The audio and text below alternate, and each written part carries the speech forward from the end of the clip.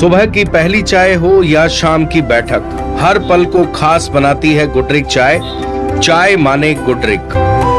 मध्य प्रदेश के खंडवा में 28 नवंबर शहीद सीताराम यादव की स्मृति में बलिदान दिवस के रूप में मनाया जाता है। इस आयोजन में एक विशाल मशाल मार्च निकाला जाता है। दरअसल 28 नवंबर को वीर जवान सीताराम यादव की आतंकवादियों द्वारा खंडवा के 3 पुलिया क्षेत्र में हत्या कर दी गई थी और 2 अन्य लोगों की हत्या भी आतंकवादियों द्वारा कर ली गई। उन वीर जवानों को नमन करने के लिए, उनके परिवार का आभार व्यक्त करने के लिए और देश के नागरिकों को आतंकवाद से लड़ने के लिए जागरूक करने के उद्देश्य को लेकर यह आयोजन कराया जाता है। इस आयोजन में हजारों लोगों की भीड़ जुटती है। पुलिस प्रशासन भी सुरक्षा के लिहाज से मुस्तैद रहता है। इस वर्ष भी यह आयोजन खंडवा के बड़ा बम क्षेत्र में संपन्न हुआ। इस आयोजन में जो मुख्य वक्ता थे वह अश्विन उपाध्याय, सुप्रीम कोर्ट के वकील हैं, दिल्ली में बैठते हैं और अक्सर सोशल मीडिया पर भारत में जो कानून है और कई गंभीर विषयों को लेकर वह अपनी बात रखते हैं। सोशल मीडिया पर उनके मिलियंस फॉलोअर हैं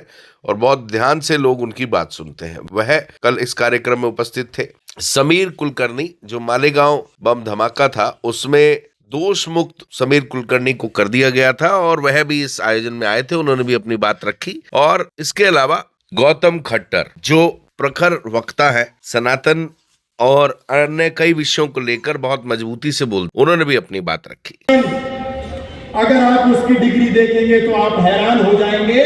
ऑक्सफोर्ड यूनिवर्सिटी से ओसामा बिन लादेन ने अंग्रेजी विषय में डिग्री हासिल की, इकोनॉमी एंड बिजनेस एडमिनिस्ट्रेशन में डिग्री हासिल की, सिविल इंजीनियर था। उसके बाद भी ओसामा बिन लादेन एक आतंकवादी हो गया, क्योंकि दुनिया के किसी भी विश्वविद्यालय से वो शिक्षा ले ले, पर अंततः उनकी जो मुख्य शिक्षा है वो कुरान की शिक्षा है, हदीस की शिक्षा है, जिहाद की शिक्षा है, मदरसे की शिक्षा है।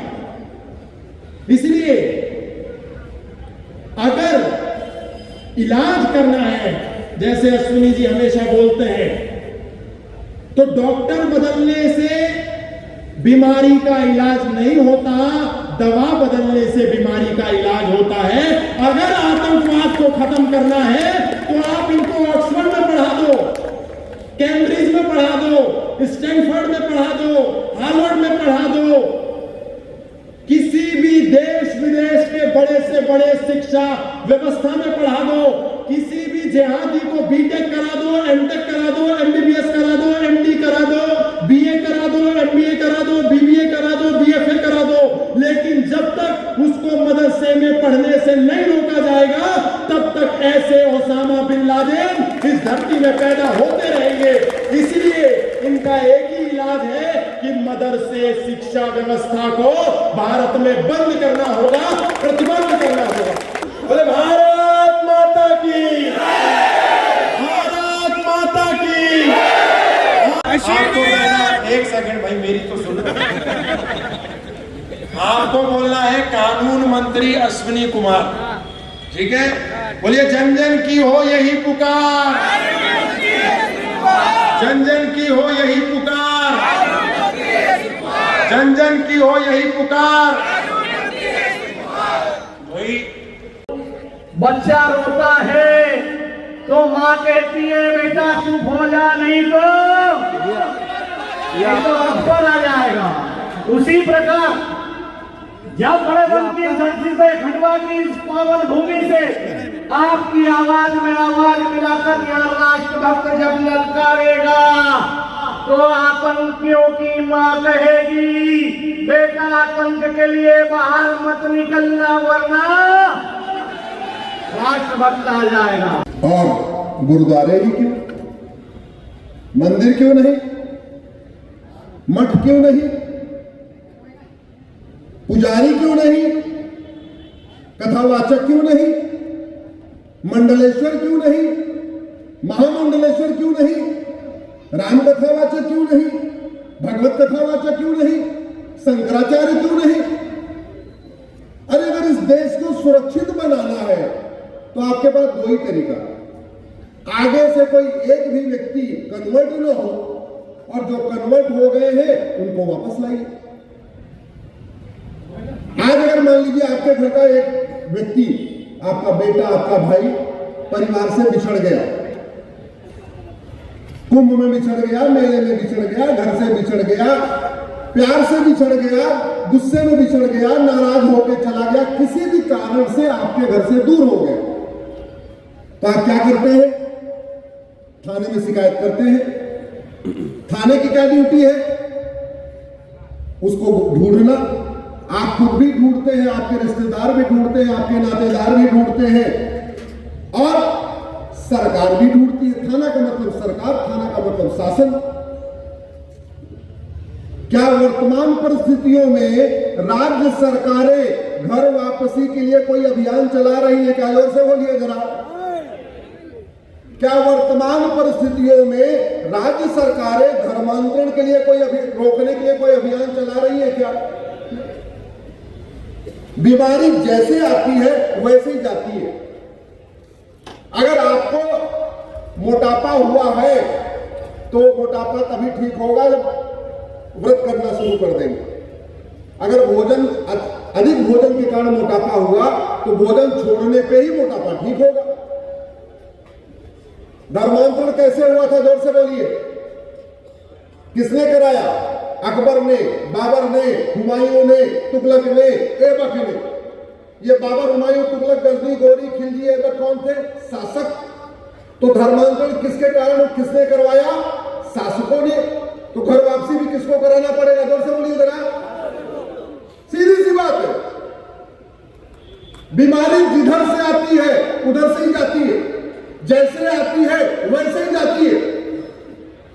तो धर्मांतरण रोकना केवल समाज का काम नहीं है, मठ मंदिर का काम नहीं है। धर्मांतरण रोकना केवल पंडा, पुजारी, गुरुद्वारे का काम नहीं है। धर्मांतरण रोकना सरकार का काम है। और घर वापसी कराना भी केवल समाज का काम नहीं है। घर वापसी कराने के लिए भी सरकार को ही आगे आना पड़ेगा। दुर्भाग्यवश भारत में धर्मांतरण हो इसके लिए 300 योजनाएं चल रही है, घर वापसी हो एक भी योजना नहीं चल रही। इन्हीं विषयों पे मैं सुप्रीम कोर्ट में लड़ता रहता हूं। और एक बात याद रखिए, समस्या की चर्चा करने से समस्या ठीक नहीं होती। बीमारी की चर्चा करने से बीमारी ठीक नहीं होती। बीमारी ठीक होती है दवाई। और डॉक्टर कोई अच्छा बुरा नहीं होता। अच्छा और बुरा क्या होता है? दवाई। डॉक्टर आपके शरीर में नहीं जाता, शरीर में कौन जाता है? दवाई। तो डॉक्टर लाख अच्छा हो, आपकी अगर दवा गड़बड़ है, आपका इंजेक्शन गड़बड़ है, आपका सीरप गड़बड़ है, आपकी वैक्सीन गड़बड़ है, बीमारी ठीक होगी क्या? नहीं। यहां हमारे 3 बहनें बैठी हुई हैं। वीर बलिदानी सीताराम यादव जी को जिन्होंने मारा, उनको फांसी हुई। जोर से बोलिए। उनकी नागरिकता खत्म हुई, उनकी 100% प्रॉपर्टी जब्त हुई, उनका नार्को पॉलीग्राफ टेस्ट हुआ नहीं। जिन्होंने रविशंकर जी को मारा, संजय जी को मारा, ये जिन लोगों ने मारा उसमें किसी को फांसी नहीं हुई, किसी की नागरिकता खत्म नहीं हुई, किसी की प्रॉपर्टी नहीं जब्त हुई, किसी का नार्को पॉलीग्राफ टेस्ट नहीं। आदरणीय कुलकर्णी जी के साथ 17 साल अत्याचार हुआ। चलो अत्याचार हो गया। कुलकर्णी जी, आपको एक मिशन लेना चाहिए कि दोबारा किसी कुलकर्णी के साथ ये अत्याचार न हो। क्या जिस घटिया कानून का उपयोग करके अंग्रेजों ने जलियांवाला बाग कांड किया था, उसी कानून का दुरुपयोग करके कुलकर्णी जी को 17 साल जेल में रखा गया। क्या वो कानून बदला? क्या? जोर से बोलिए जरा।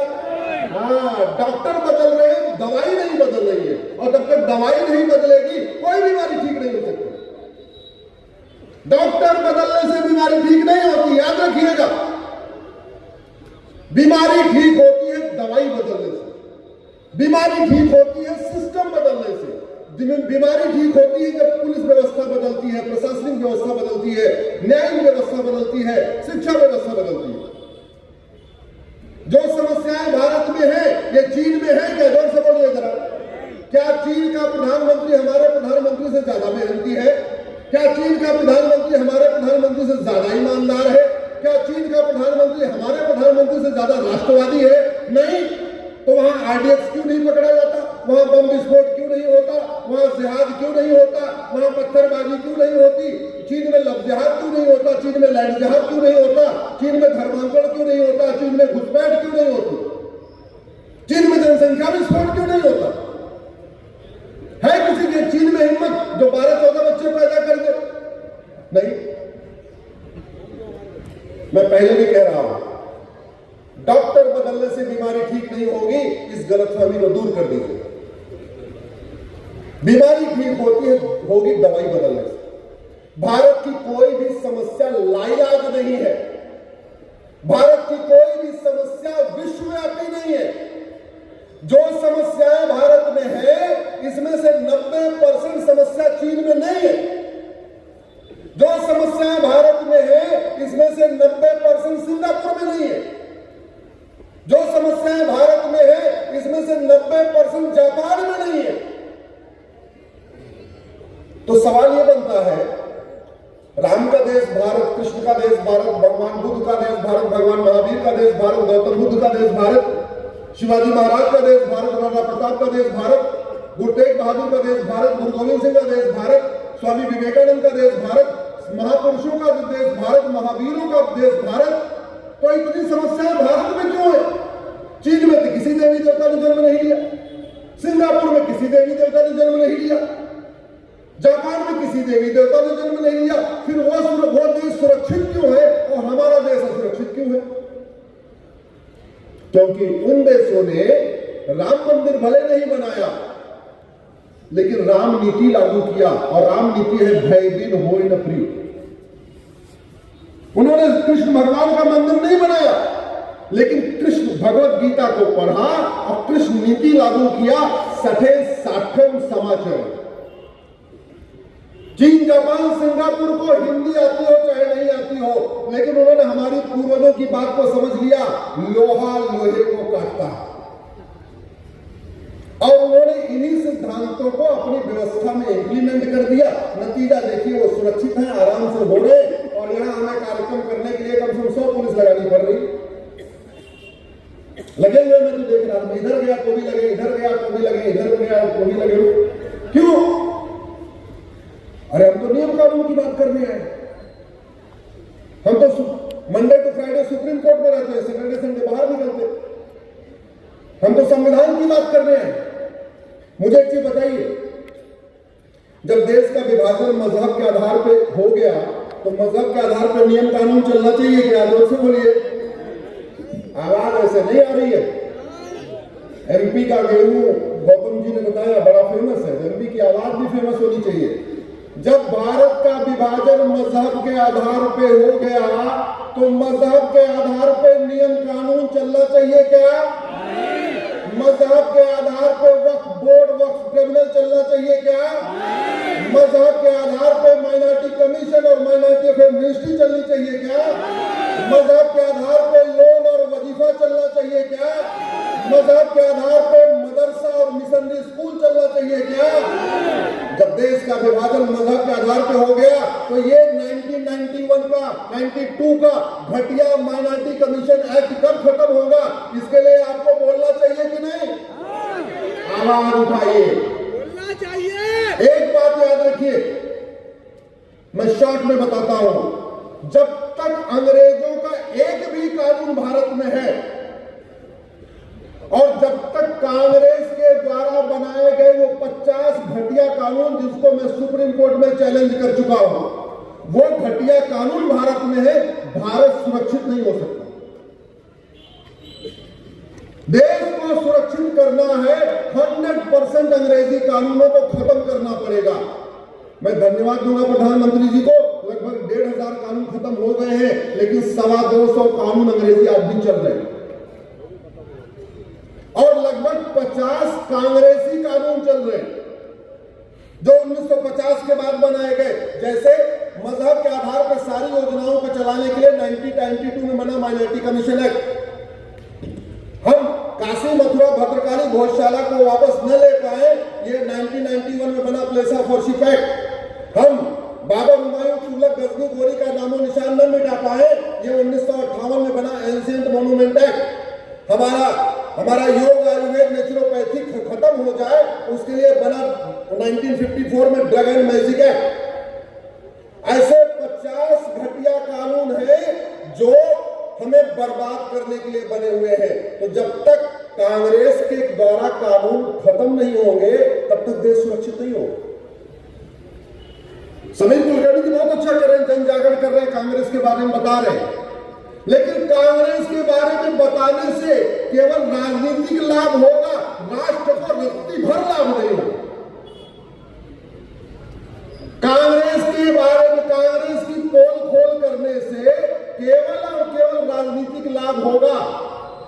न लफ्ज़ जिहाद रुकेगा, न लैंड जिहाद रुकेगा, न धर्मांतरण रुकेगा, न घुसपैठ रुकेगी, न जनसंख्या विस्फोट रुकेगा।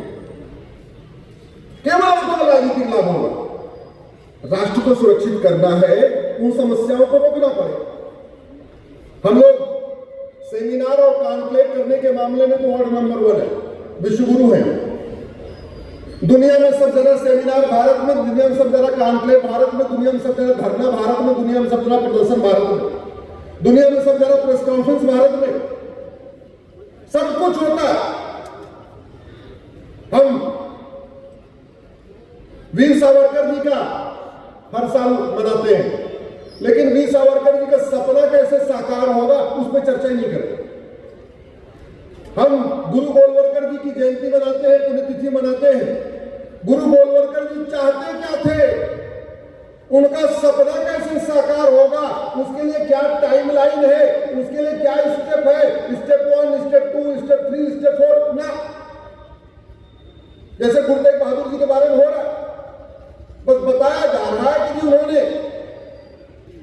अरे ये हमारे लिए शर्म से डूब मरने की चीज है कि जिस हमारे गुरु को धर्मांतरण के लिए प्रताड़ित किया गया, भाई मतीदास को आरे से काटा गया, भाई सतीदास को रुई में लपेट के जिंदा जलाया गया, भाई दयाला को खौलते पानी में डुबो के मारा गया, जिस हमारे गुरु का शीश काटा गया, और किस लिए, धर्मांतरण रोकने के लिए।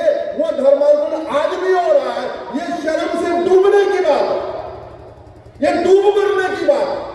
और हमें आपको नहीं, ये संविधान की शपथ लेने वाले सांसदों, विधायकों, मंत्रियों और जजों को शर्म से डूब मरने की बात है। उन्होंने संविधान की शपथ लिया है कि मैं एक संप्रभु राष्ट्र बनाऊंगा, मैं देश की एकता अखंडता मजबूत करूंगा। ये धर्मांतरण से देश की एकता अखंडता मजबूत हो रही है, कमजोर हो रही है। जोर से बोलिए जरा। छोटी सी बात, हमारे पास ये पुलिस एक्ट है, 1861 का अंग्रेजों ने बनाया था। इसी कानून का उपयोग करके जलियांवाला बाग में निहत्थों पे गोली चली थी। इसी कानून का उपयोग करके कुलकर्णी जी को जेल में डाला गया। इसी कानून का उपयोग करके यूपी में पहले आतंकवादियों के मुकदमे वापस हो रहे थे। क्या यह कानून बदल गया? क्या? जोर से बोलिए। जब तक कानून नहीं बदलेगा तब तक पुलिस स्वतंत्र नहीं होगी, तब तक पुलिस निष्पक्ष नहीं होगी, तब तक पुलिस रिस्पॉन्सिबल नहीं होगी, तब तक पुलिस अकाउंटेबल नहीं होगी, तब तक पुलिस सत्ता की गुलाम बनी रहेगी। तो स्वाभाविक सी बात है, जिसकी सत्ता होगी उसके हिसाब से पुलिस काम करेगी। कांग्रेस की सत्ता थी तो जेल में डाल दिया, 17 साल जेल में डाल के रखा। यूपी में अखिलेश यादव आतंकवादियों का मुकदमा ले रहे थे। ऐसा घटिया कानून चाहिए क्या? अरे हमने अग्नियान बना लिया, चंद्रयान बना लिया, मंगलयान बना लिया, सूर्य पे जाने की तैयारी कर रहे हैं और हम अपना कानून नहीं बदल सकते। कितनी लागत आती है कानून बनाने की, कितनी लागत आती है कानून बदलने की? इस पे आपको लिखना पड़ेगा, बोलना पड़ेगा, लगातार बार बार बोलना पड़ेगा, तब चीजें बदलेगी। भारत में आप लोग कानून के जानकार तो नहीं होंगे, मैं आपसे सिंपल सा पूछता हूं, ये धर्मांतरण हमारी राष्ट्र की सुरक्षा के लिए खतरा है कि नहीं? जोर से बोलिए जरा। ये लफ्ज़ जिहाद हमारी राष्ट्र की सुरक्षा के लिए खतरा है कि नहीं? ये लैंड जिहाद राष्ट्र की सुरक्षा के लिए खतरा है कि नहीं? ये घुसपैठ राष्ट्र की सुरक्षा के लिए खतरा है कि नहीं? ये जनसंख्या विस्फोट राष्ट्र की सुरक्षा के लिए खतरा है कि नहीं? और जो राष्ट्र की सुरक्षा के लिए खतरा है उससे निपटने के लिए 1980 में कानून बना है, इसका नाम है नेशनल सिक्योरिटी एक्ट, हिंदी में कहते हैं राष्ट्रीय सुरक्षा कानून। आपको जान के आश्चर्य होगा, कानून बन गया लेकिन इसमें लिखा ही नहीं है कि राष्ट्र की सुरक्षा के लिए खतरा क्या है। ये अनाड़ीपन देखिए। अरे भैया, अगर आप कानून बना रहे हो तो ये भी तो बताओ, इसका नाम राष्ट्रीय सुरक्षा कानून है तो इसमें यह भी लिख दो कि लव जिहाद, लैंड जिहाद, ड्रग जिहाद, घुसपैठ जिहाद, धर्मांतरण जिहाद, हलाल जिहाद, जो भी ये अपराध राष्ट्रीय सुरक्षा के लिए खतरा है तो पुलिस के लिए आसान हो जाएगा। जब कानून में लिखा रहेगा पुलिस फटाफट उनके खिलाफ लगा देगी, जज साहब भी बेल नहीं दे पाएंगे, जेल में रखने के लिए मजबूर हो जाएंगे। कानून में लिखा नहीं है, पुलिस डर के मारे लगाती नहीं है, नशे लगा भी दिया, जज साहब जो गुस्से के मारे कहते तुमने कैसे लगा दिया, कानून को लिखा नहीं। ये लव जिहाद, लैंड जिहाद, धर्मांतरण, घुसपैठ, जनसंख्या विस्फोट, ये लॉफुल एक्टिविटी है या अनलॉफुल एक्टिविटी है? जोर से बोलिए जरा। अनलॉफुल। और ये अनलॉफुल एक्टिविटी के लिए हमारे पास यूएपीए है, लेकिन इस कानून का लिखा ही नहीं है कि लव जिहाद, लैंड जिहाद, धर्मांतरण, घुसपैठ ये अनलॉफुल एक्टिविटी है तो पुलिस चाह के भी लगा नहीं सकती और जज साहब कुछ कर भी नहीं सकते। 150 साल के बाद आईपीसी बदली गई, नई बीएनएस आ गई, इसमें सेक्शन 111 है ऑर्गेनाइज क्राइम। ये लव जिहाद ऑर्गेनाइज क्राइम है या अनऑर्गेनाइज क्राइम है? इधर से बोलिए। संगठित होकर किया जाता है, ऐसे झटके में कर देते हैं, प्लान में किया जाता है। धर्मांतरण ऐसे ही कर देते हैं, प्लान करके करते हैं, प्लान करके। घुसपैठ ये ऐसे ही आ जाते हैं, प्लान करके आते हैं, प्लान करके आते हैं। आपको जानकर आश्चर्य होगा, 150 साल के बाद ये कानून आया, सेक्शन 111 है ऑर्गेनाइज क्राइम, लेकिन इस सेक्शन 111 में लिखा ही नहीं है कि लव जिहाद ऑर्गेनाइज क्राइम है, लैंड जिहाद ऑर्गेनाइज क्राइम है, घुसपैठ ऑर्गेनाइज क्राइम है, धर्मांतरण ऑर्गेनाइज क्राइम है। जब लिखा ही नहीं है तो पुलिस लगा नहीं सकती और फ्लोट सजा दे नहीं सकती, और जब तक भयभीन हो नफरी, जब तक कानून का खौफ नहीं होगा, ज्यादा सजा नहीं होगी, तब तक ये अपराध रुकेगा नहीं। मुगल क्या करने आए थे? सत्ता के लिए नहीं आए थे, मुगल यहां आए थे धर्मांतरण कराने। अंग्रेज क्या करने आए थे? सत्ता के लिए नहीं, आए थे धर्मांतरण कराने। मुगलों ने अपने कन्वर्ट किए और अंग्रेजों ने अपना कन्वर्ट किया। और इस देश में खतरा है किससे? बुरहान वानी कौन था? जोर से बोलिए, कौन था बुरहान वानी? कन्वर्टेड हिंदू। कौन था वो? जोर से बोलिए जरा। इस शब्द को गांठ बांध के लिखिए, कन्वर्टेड। अब जोर से बोलिए, बुरहान वानी कौन था? अजमल कसाब कौन था? याकूब मेनन कौन था? अभी जो डॉक्टर पकड़ा गया कौन? ये सारे के सारे कन्वर्टेड हिंदू। मुझे बताइए, भारत में कोई एक अपराध बताइए जो अरब, दुबई, कुवैत वाले जो असली वाले हैं वो आके कर रहे हैं। यहां तो पत्थरबाजी कौन करता है? कन्वर्टेड हिंदू। तो जब पता है कि कन्वर्जन के बाद इतना बड़ा खतरा बढ़ जाता है तो कन्वर्जन को रोकना चाहिए कि नहीं? ये कन्वर्जन एक तरीके से एक्ट ऑफ टेररिज्म है कि नहीं? ये कन्वर्जन को आतंकवाद घोषित करना चाहिए कि नहीं? ये घुसपैठ को आतंकवाद घोषित करना चाहिए कि नहीं? और सेक्शन 113 है एक्ट ऑफ टेररिज्म, धारा बना दिया, लेकिन टेररिज्म क्या क्या है लिखा ही नहीं है। सेक्शन 113 में लिखा ही नहीं है कि हाँ भाई घुसपैठ एक्ट ऑफ टेररिज्म है, धर्मांतरण एक्ट ऑफ टेररिज्म है, लव जिहाद एक्ट ऑफ टेररिज्म है। अगर लिख दे, पुलिस आराम से FIR करेगी, जज साहब आराम से सजा देंगे, कानून का खौफ पैदा होगा, और जब कानून का खौफ पैदा होगा तो घटनाएं रुकेंगी।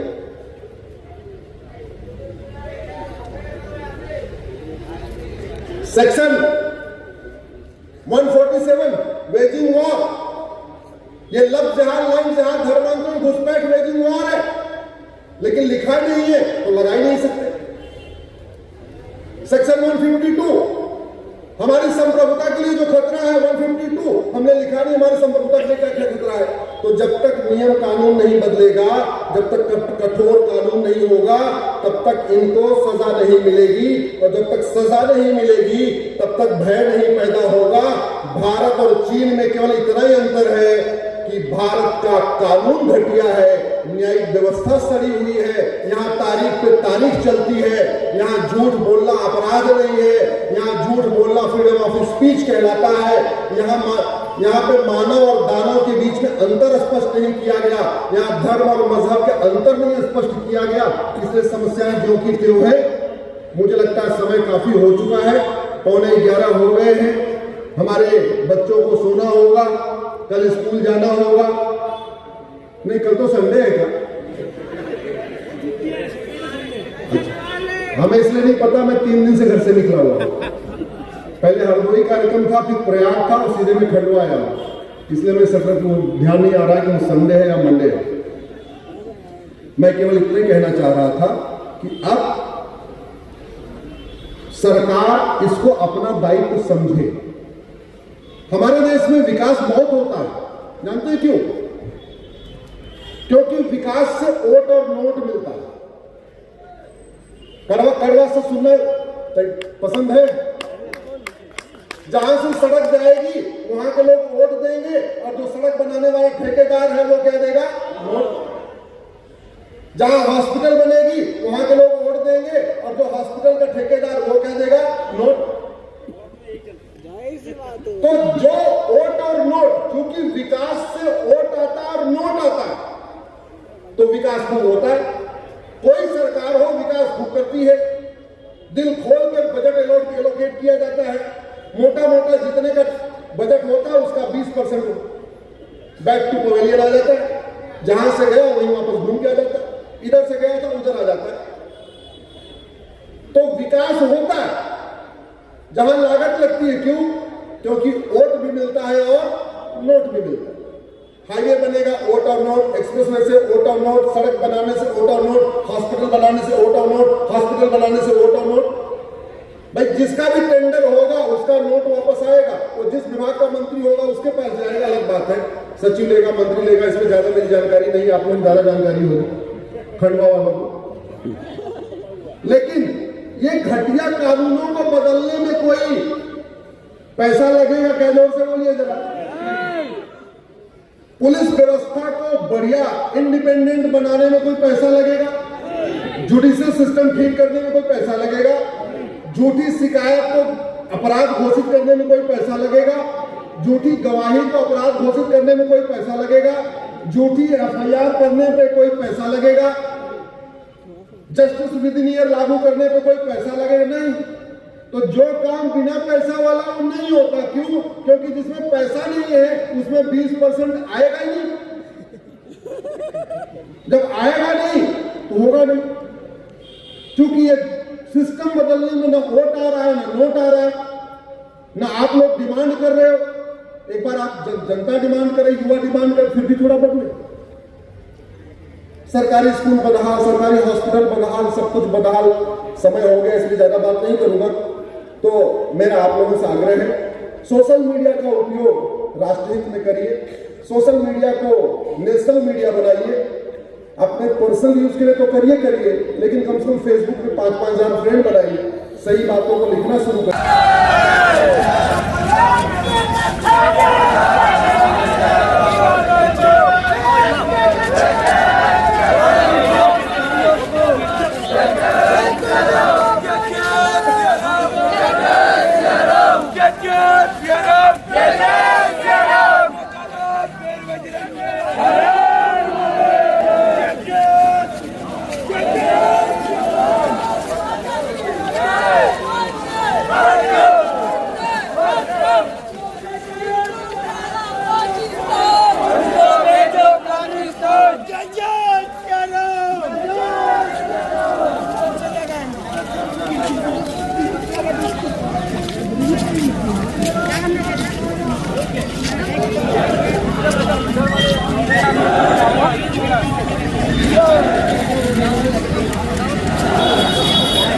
सुबह की पहली चाय हो या शाम की बैठक, हर पल को खास बनाती है गुडरिक चाय। चाय माने गुडरिक।